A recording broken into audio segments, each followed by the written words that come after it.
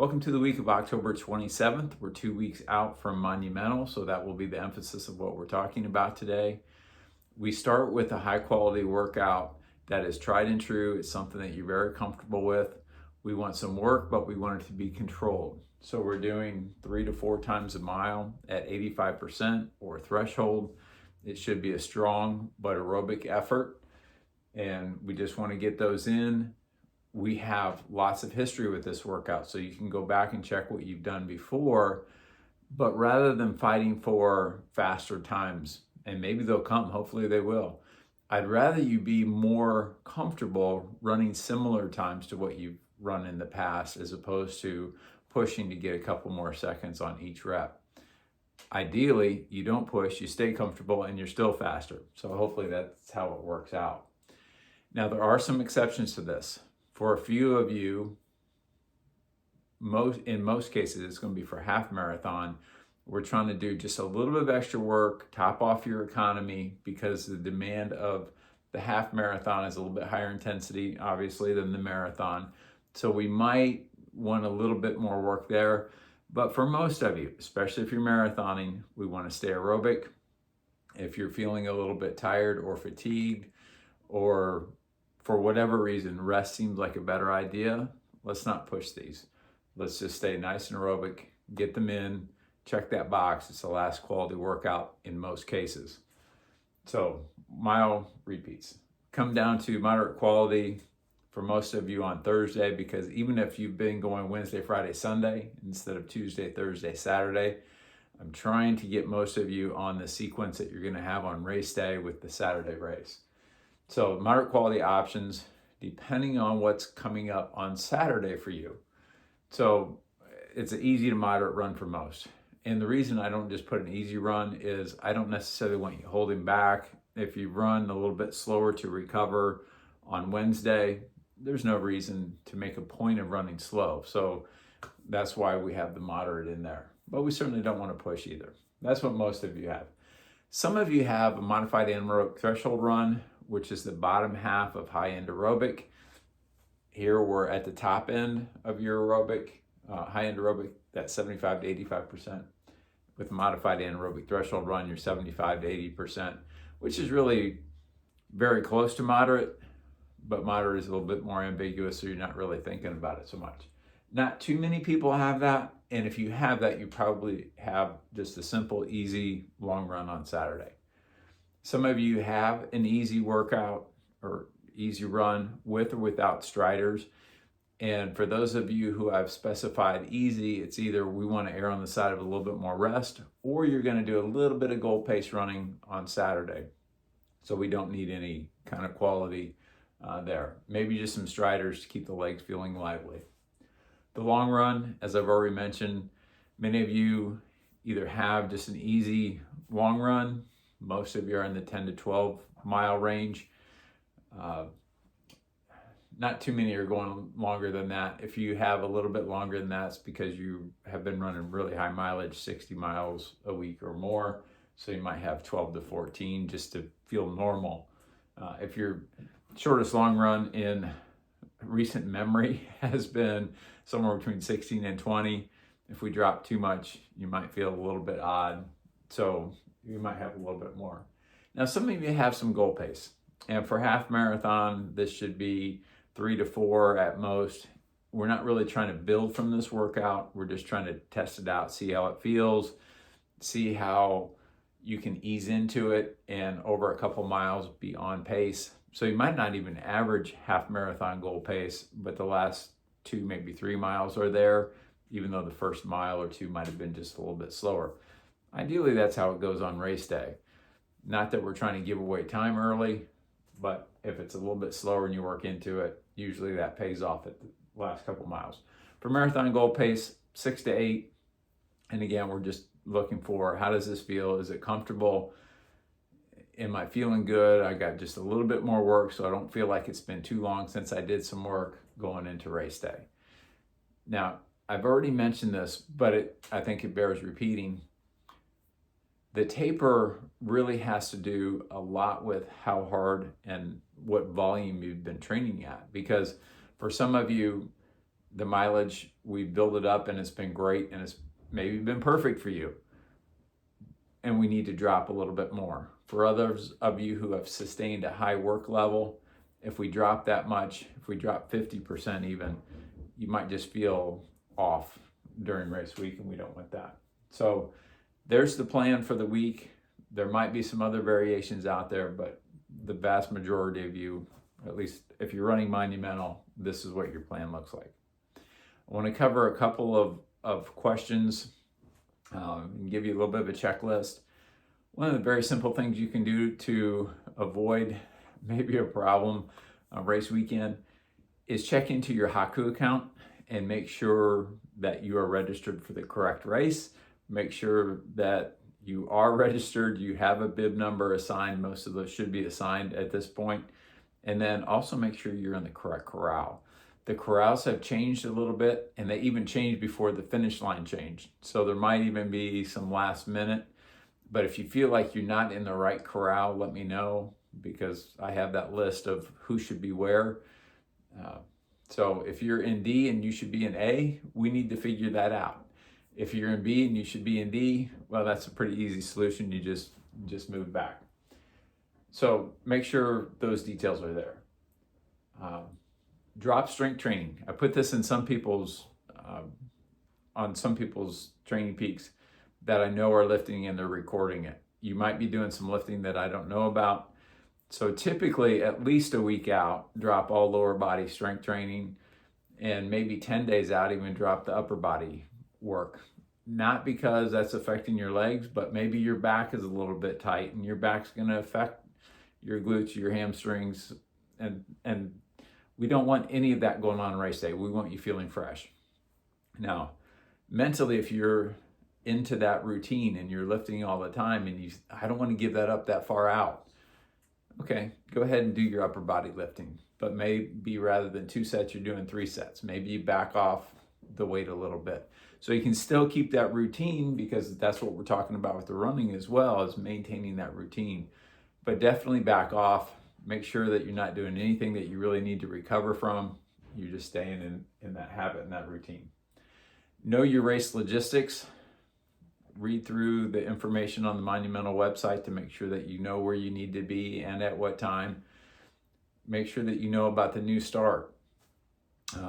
That's something that came up a couple weeks ago, that the race realized they needed to move the start. There were a couple options, and I think we landed on a really good one. And if it works out well, I hope we stay on West Street for the start, because I think it could be smoother than what we've had on Capitol for a few years. But for those of you who have done this race over and over again, anytime you change something that significant, you have to kind of rethink your race morning logistics. Where you used to park, maybe that's not such a great place to park anymore now that the finish or start line has moved. So take a look at all of that. Make sure you know what side of West Street that you need to be on to get into your corral. Just make sure anything that you can do ahead of time to make race morning smoother. You're already gonna have enough nerves and tension in your head. We don't need to add to that with anything logistical. So make sure that you check that out. Go through your race plan. Maybe you set your race plan a month out or 6 weeks out. Things have changed. Maybe you're in better shape now. Maybe you have, as the temperature dropped, you realize, hey, that was the temperature was keeping me slow in my long runs and my goal pace runs. Now I'm definitely feeling better. I'm running faster. Maybe adjust that plan. You know, I want that plan to correlate to how you should feel along with the pace. Have it be flexible. What's the weather going to do? Yesterday morning, Saturday morning at Eagle Creek, and wherever you were, probably in the Indianapolis area, it was just perfect. The temperature was right. There was no wind. It was just perfect. Hopefully we get that. But if we don't, you need to have a plan B, C, hopefully not too much further down the line than that. But how does my plan change when the weather changes? What happens if it's windy? If we have crazy winds from the north, okay, your first half might be a little bit slower, but coming back home, you might be a little bit faster because that's primarily heading south, and vice versa. You need to adjust for anything significant, whether it's temperature or wind will be the two primary possibilities. So have that flexible race plan. Know your flow chart for, if this happens, I do this. If I feel like this, I do this. Okay. I've had a few questions about what to do in terms of apparel for weather, and it really doesn't change a great deal, but I'm going to give you some options here. Yesterday morning, the temperature was low 40s, somewhere in there, and it was just beautiful. Once you got going out, probably a singlet and shorts is going to be enough because you're working at race effort. Now, if it was really windy, that changes things. And now maybe you need a shirt and maybe need to make some adjustments. So let's think from the bottom up. Shoes, that should be settled. If you are in some, hopefully in some super shoes, and you're in those for the first time, you're going to go 26.2 or 13.1 and you haven't run quite that far, make sure that your socks come up high enough. One of the big things that I see crossing the finish line is I see a lot of people in what I assume are newer super shoes, and there's blood around their Achilles or somewhere on their lower leg because the shoe rubbed a little bit. Maybe it didn't rub on that 10-mile goal pace run, but it might over 26.2 miles. So make sure that you have a sock that's high enough that that shoe cannot rub on your skin. Socks, stick with the normal stuff. If it's cold, compression socks are kind of nice to have, but compression socks typically aren't as nice as regular socks. So that's not what you want to have against your skin. You'd rather have your socks that you know and you've been running in all summer, all fall, and will be through the winter as well. You want to have those. So a good option there, if I can find them, are calf sleeves. And they're basically compression socks, but they don't go over the foot. And I know these look really small, but once they get stretched out, they're good. And one of the nice things about this is you can also get a little bit warmth if it's really cold or windy. And this is CEP, but there's lots of good brands out there. CEP is kind of nice because I think we did some apparel from them as well. So you can do those, give yourself a little bit of warmth, but they don't hold much water. And anytime that you're looking at something for performance, you want to know how it feels dry, but also wet. So some of the things that you might wear, including a base layer shirt, how much water does that hold versus something else? So you want something that is going to be maybe a little bit snugger fitting and doesn't hold water. So that's a good plan for lower legs. It has to be crazy cold to wear anything over your knees. We don't want any stride restriction at all.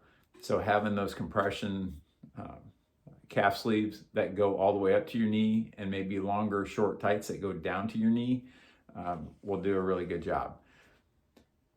So I already mentioned that if it's cold out, going with a longer short tight that maybe goes all the way down to your knee. Maybe you don't need it quite that long, but that gives you freedom of movement. It's not going to hold much water, especially over the late miles when it really matters. On the top, again, a singlet might be enough, but maybe you need a t-shirt. Make sure that t-shirt is something that fits well, fits relatively snugly, and it wicks moisture well. It doesn't hold a whole lot of water. Maybe you go with a longer sleeve base layer, but again, make sure that it fits well, that you've run in it lots of times and you can trust it. Make sure it's a wicking fabric and nice and snug. Another thing that you can do with your singlet, if you just go on, and this can go over any of the base layers that you're wearing. So if you're wearing long sleeve, you're wearing short sleeve, you can still put your singlet over the top so your teammates can find you. You can work together and divide and conquer, right? And then another option on the top are arm sleeves. And those are nice because if it's windy, you can have them all the way up to here and it warms up a little bit, or now you're with the wind, you can push them down to your wrist. You can toss them at some point if you know that you don't need them. Though they're expensive enough, you probably do want to keep them. So arm sleeves are also a good option. If you're going to wear a hat, first you have a headband. You can do that. Keep your ears warm, keep in a little bit of heat. but not too much. And that's the problem with wearing a hat when you're racing, is you can hold in too much heat, and you want to make sure that that dissipates. Most of you have this hat. If you don't see me before race day, I'll get you one. Just let me know. I'll make sure I have it at one of the remaining group runs. But this is a very lightweight hat, doesn't hold a whole lot of water, but it's also very warm. So maybe you go with that. And if with a hat like that, I know that I've taken that on and off. And obviously with no hair, I dissipate heat really well. But going into the wind, I think, man, I really need that. And then I'm with the wind and I feel like I'm warming up a bit, and we don't want that. It's dehydrating, right? We don't want it. So have all of those options. Be prepared for whatever. You can look at the weather forecast now, and I wouldn't trust it too much until we get a whole lot closer, especially things like wind. So start going through your closets. You might not have pulled out too much of your winter stuff yet, but take a look at that. Start thinking about what's going to go in my gear bag, what might I need on race day, and you're going to be prepared for any eventuality. Okay, went a little bit longer on that than I intended. Other questions? I have videos that I've done in previous years, and I have those linked on the emails. If I get enough questions that I haven't covered, I'll do a new video going into Monumental. So there we have it. We're 2 weeks out. Nice light week. You should start feeling better gradually as we get further and further away from your peak training weeks. You're going to start feeling better, and you're going to feel like race day is going to be a really good one.